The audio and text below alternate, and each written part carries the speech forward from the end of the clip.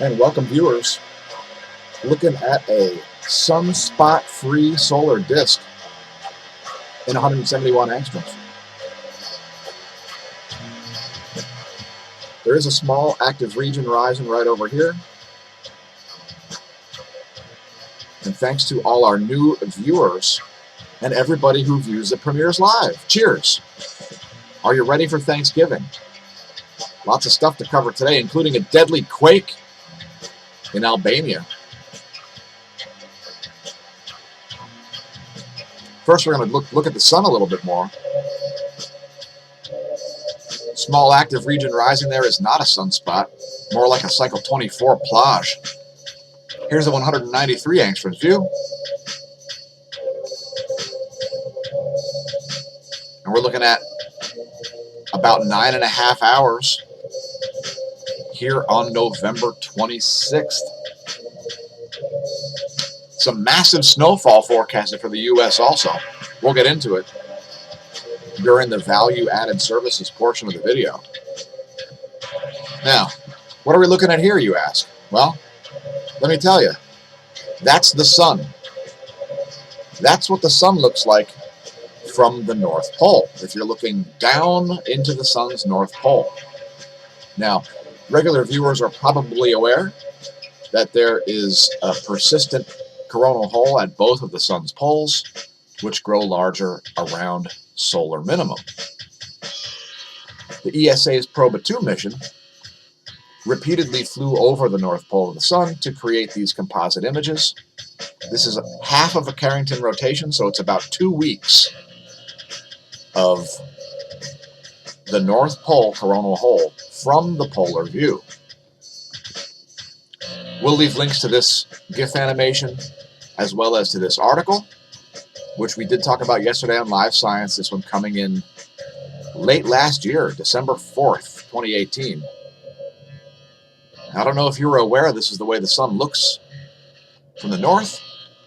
And why does it matter? Well, it's because perspective is super important in astronomy and cosmology.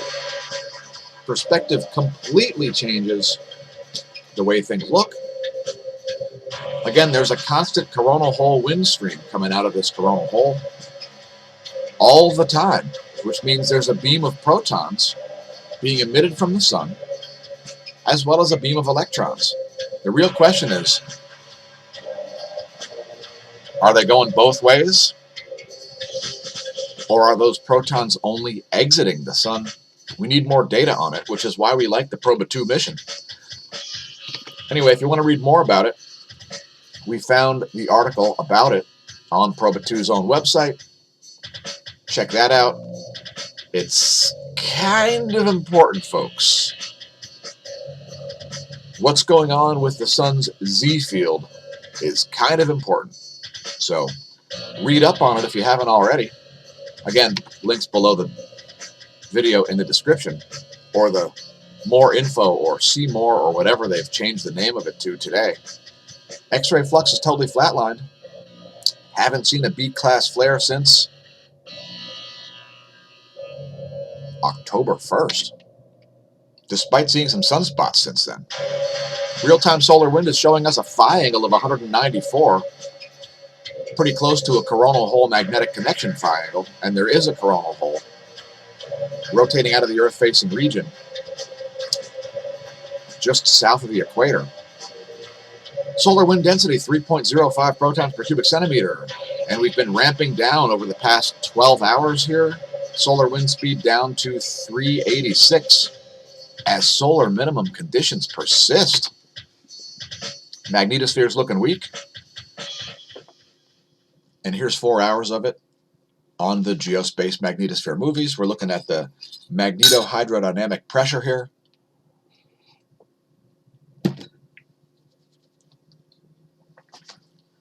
And things are looking quite offset still, especially on the equatorial plane view.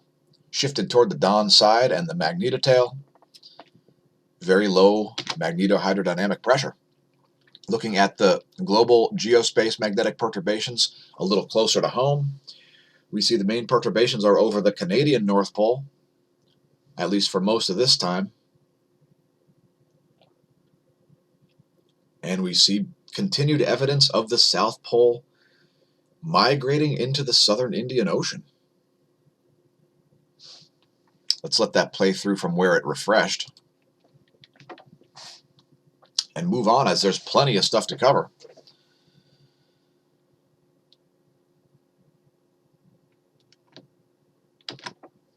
.7 centimeter radial flux is still at 70, right on that orange line we drew in there to show you where the radial flux is at solar minimum.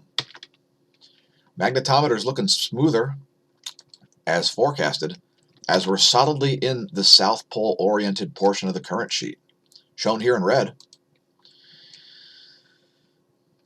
And we're expecting to stay there despite a little bit of activity showing up just south of the equator, which is what's causing this little perturbation here. A little bit of North Pole charge coming through. Let's look at the last frame.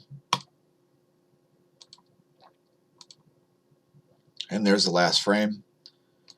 We'll be keeping an eye on that active region. See if it does become a sunspot, and if so, it looks like a cycle 24 sunspot, folks. Without even looking at the polarity, it's so close to the equator. KP index is at 0. After spending 9 hours at 1, it's dropped down to 0. No surprise there. We're going to skip cosmic rays, although we have links to this site with many, many cosmic ray stations linked below the video. Goes electron flux. Surprisingly not as high as we expected it to get here. And we are expecting a ramp up in this, although there is a coronal hole wind stream expected to hit later tonight. So this is going to crater, and then it's going to wildly jump back up. And relativistic electrons have increased as we forecasted. There's a graph for that. Next, we're going to look at the ionosphere, and we see continued charging anomalies in the South Pacific. We've been watching this for a solid week.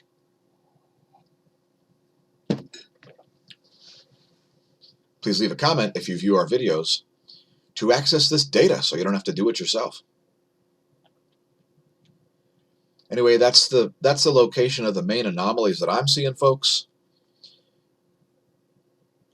Oddly charged up portions of the South Pacific there while it's nighttime. And there you can see some oddities there southeast of Hawaii.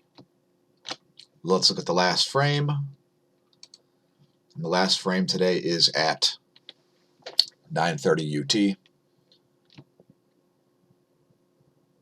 Looking a little more normal at that hour.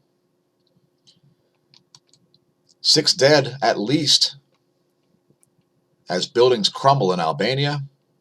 A 6.4 magnitude quake has struck. This Reuters article just updated a few minutes ago. Here's a clip, which we'll keep to 8 seconds or less. Looks like some crumbling ancient buildings that were not ready for earthquakes going on there in Albania. And when I say there, I mean there. There's the epicenter. And let's look at the rest of magnitude 6+ quakes. And we find that there are none. I'm just going to scroll up the list of the last 24 hours. This particular list is going to show all U.S. quakes as well as everything else worldwide above a 4 magnitude. So only one quake above a 6 over the past 24 hours, folks. That one coming in at 2:54 UT, about 6 hours before we shot the video. Many aftershocks striking that same region. Let's move on to the windy.com pressure maps. Zoom out and then animate this thing. And there you have the pressure maps and what is expected to happen with them. It looks like a strong low building right off the coast of Oregon there. Possibly a risk factor for quakes. At least it's moving in the right direction, but that's a strongly building low as well as one strongly building over the northeast. And by the way, the snowfall forecasts are ridiculous. It's going to make for a very interesting holiday travel. We'll show you in a minute. First, we're going to do the volcano rundown at a breakneck speed. Mount Aso has been possibly erupting. Probably not visible in the satellite image due to clouds. Sakurajima did indeed explode and produced a 9,000-foot ash plume. Canelon in the central Philippines, basically being downgraded. It's been decreasing in activity since June of this year, and no significant deformation, sulfur dioxide emissions, etc., since August of last year, when, by the way, the electron flux was at ridiculously high levels, especially relativistic electrons. Next on the list is Sanjiang-api, exploding, producing discrete eruptions and an 8,000-foot ash plume. Tokono, flight level 7,000. Popocatépetl exploding, flight level 23,000.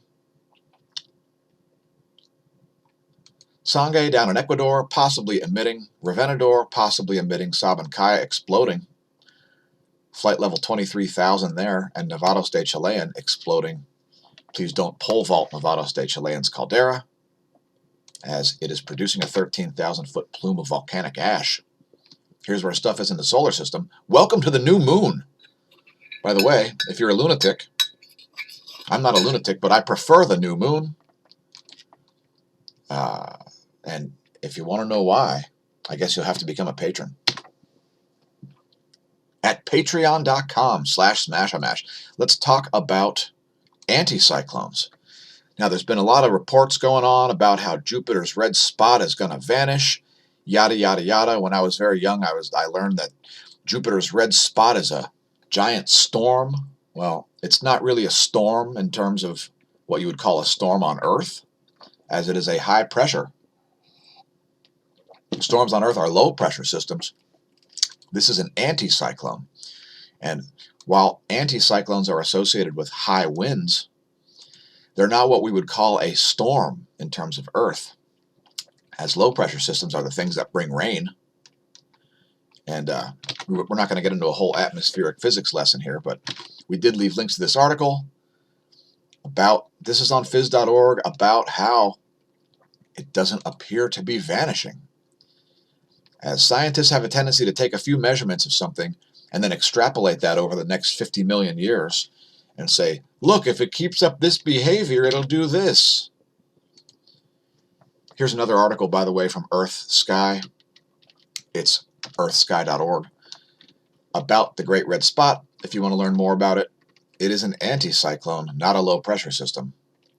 And let's just move on here to the location of things above my head, something I'm usually interested in, although not that much today. Although it's a good time to go look at the stars right now during a new moon if you've got clear skies. NASA to unveil the secrets of nearby dwarf galaxies and properties of dark matter. Does it sound ridiculous? Well, I think it's silly, since there is no dark matter, and the numbers keep changing. Now it's apparently 85% of the matter in the universe must be dark matter, according to classical cosmology, which has got a terrible thorn in its side. A thorn such as Wall Thornhill. But in any case, it's very sad that so many millions and probably billions of dollars are being wasted on studying dark matter, dark energy, black holes, and other non-existent, non-observed functions of math in cosmology. Now let's talk about some real science here. The 40 lines of evidence for condensed matter, the sun on trial, liquid metallic hydrogen as a solar building block by Dr. Pierre-Marie Robitaille. Let's talk about the 7 categories in the paper: Planckian, spectroscopic, structural, dynamic, helioseismic, elemental, and earthly. Let's go over another one of the points. Let's talk about the solar magnetic dynamo. Here's a quote. Perhaps the greatest driving force for understanding the behavior of dynamos in the laboratory has been the presence of planetary and stellar magnetic fields. It is not reasonable to apply these studies to a gaseous sun. And please read the paper if you haven't done so yet. And indeed, we have linked it below the video for your reading pleasure. Please be enlightened by this. We've also linked to the Sky Scholar channel, as well as the following video, which is titled, We live in a universe of light, as in not one of dark matter and dark energy and black holes. These are all fictional things made up to plug the holes in the bad math associated with relativity. Relativity. Don't read my lips, folks, when I say relativity is busted. Light does not move at a constant speed. Anyway, apparently here he's talking about how Michael Turner was first credited for applying the term dark energy. Let's play a random clip. I have no idea what he'll say here, but here's a clip. And yes, it'll be under 8 seconds. Dark energy to help account for the apparent acceleration of the expansion of the universe. And that is all derived from the misinterpretation of redshift. For the past 100 years, cosmology has been basically stalled. So let's help to move it forward by advancing observational science and legitimate theories for the things we observe in the universe. Now, we've been doing a daily star study on the channel, so I've included the list of nearest stars and brown dwarfs, of which there's about 50. Today we're going to talk about Delta Pavonis.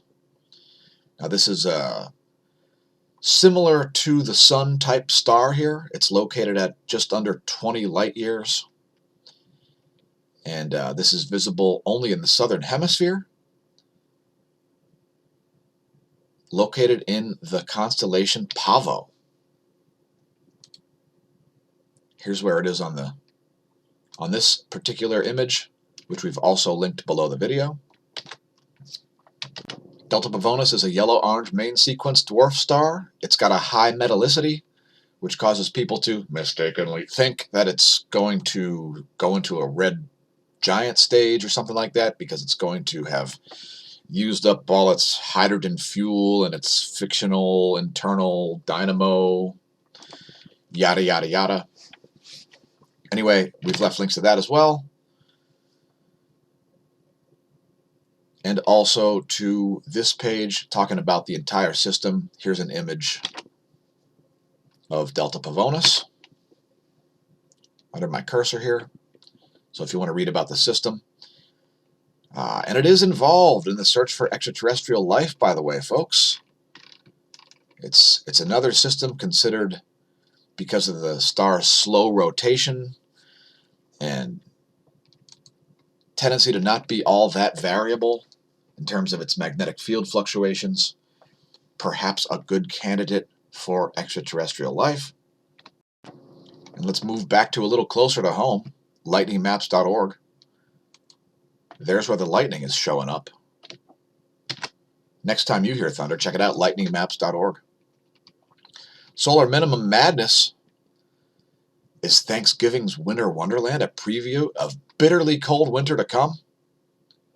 Now, I did hear talk of a warming spell in the month of December, and then an extreme colding spell later in the month. The Zero Hedge article is linked below the video if you want to read all about that. Instead, I'm just going to show you the GFS forecast here on Tropical Tidbits through December 2nd. Check it out. There's December 2nd at 12 Zulu. And it looks like even where I'm located, we're going to be getting 6 inches of snow. Now, that demarcation line might be just north of where I'm located, but look at the snowfall, calling for 2 feet in northern Wisconsin, 2 feet in all these areas. Any of those green, those dark greens, that's all 24 inches plus. So there's the forecast according to Tropical Tidbits. And looks like December is going to be rolling in with a very white U.S. Here's the scenario now as we go into value-added services. We're not just going to sit around and talk about snow for 40 minutes like certain YouTube channels. Not mentioning any names. Heavy snow falling in the west central U.S. already, especially places like northeastern Colorado and western Nebraska. We're not going to zoom in on it. We're just going to go to the water vapor map.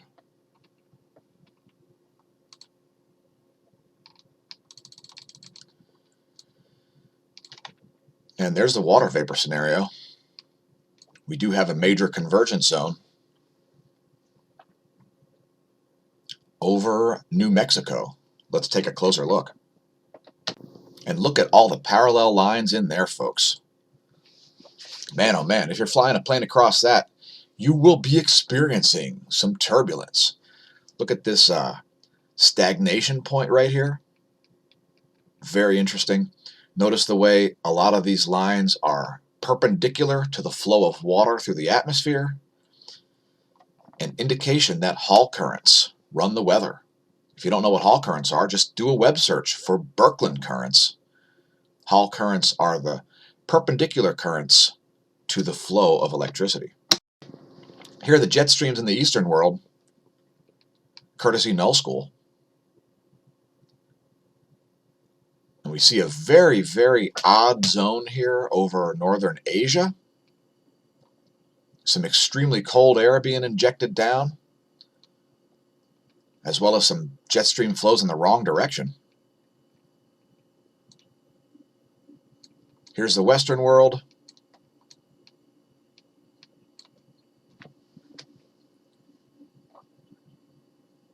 Some very cold air being injected into the southern, southwestern U.S. once again,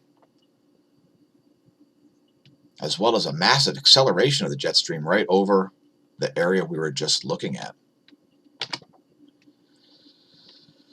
And welcome to the That's Censored and That's a Sinkhole, where we prefer to understand the distinction between our and a hole in the ground, or at least get the viewers to. Let's talk about the mission. The mission of our organization here is to assist, study, and report on the ongoing formation of a unified theory of physics. When we say welcome to the Neo-Renaissance, astronomy and cosmology, and indeed physics itself, is in the process of being rewritten. We're not kidding around. It's also to raise the awareness of the general public between space weather and Earth effects.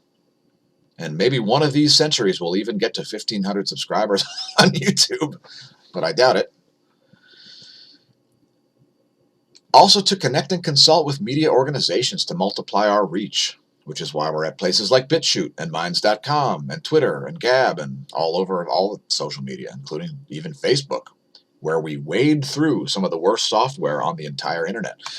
It's also to demonstrate cutting-edge proof of concept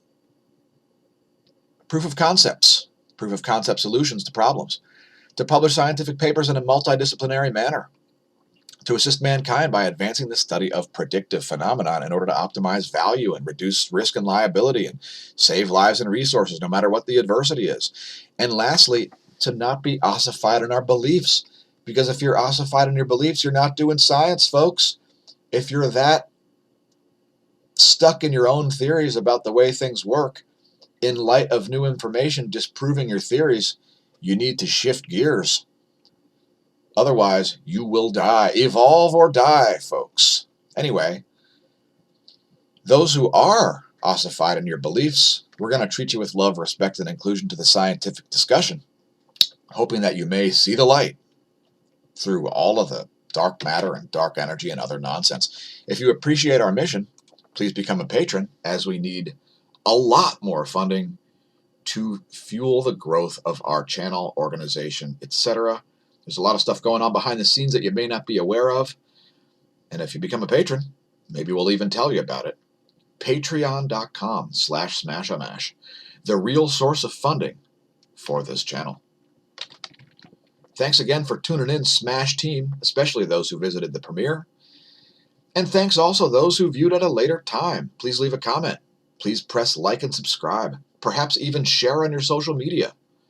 And help to extend our reach to some folks that are not aware our channel exists. And stay tuned for a bonus feature.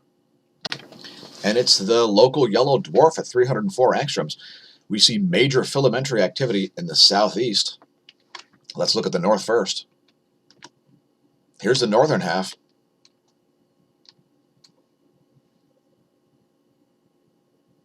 not a lot going on up there.